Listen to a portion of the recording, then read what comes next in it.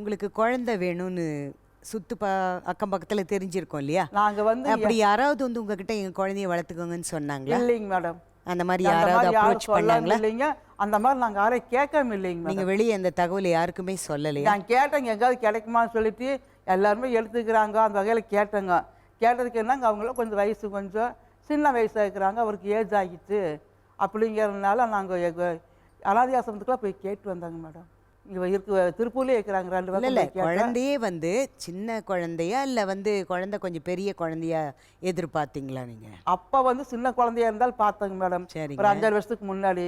இப்போ கொஞ்சம் வயசு கொஞ்சம் அதிகமாக இருந்தால் நம்மளுக்கு வேணும். இப்போ இது அட்டு குழந்தை கொண்டு வந்து நாம் வளர்த்தி வாலியம் பண்ணும்போது அது வளர்ந்து வரும்போது நாம் இருப்போமோ இல்லையோன்னு நம்மளுக்கு தெரியாது இல்லைங்க மேடம்.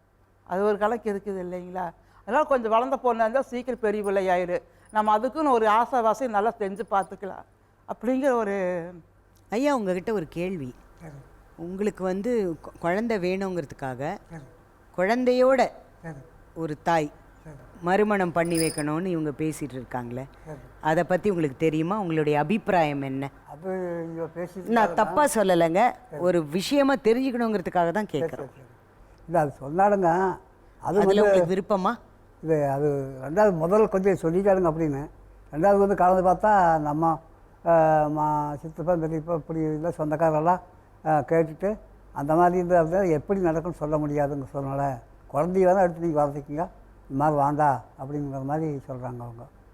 இது எதுக்கு அது வேண்டாங்க, குழந்தைய வந்து எப்படி வேணுங்க மேடம். வரவங்க எப்படி வேணா வரலான்னு அப்படின்னு யோசிச்சிங்க? ஆமாங்க. எப்படியோ ஒரு வகையில் 2 பேரும் இத்தனை கலந்தாச்சு, இன்னும் கொஞ்சம் காலத்தையும் கலந்துறான்னு. அதுக்கூட நம்மளுக்கு இன்னும் ஒரு குழந்தை இருக்கான்னு, அதுக்கும் ஒரு வண்டி வாங்கி கொடுக்கான்னு, நம்ம கூட இருக்கான்னு ஆசையாக போகணும் வரணுங்கிற ஒரு ஆதங்கம், வேறு ஒன்றும் இல்லை.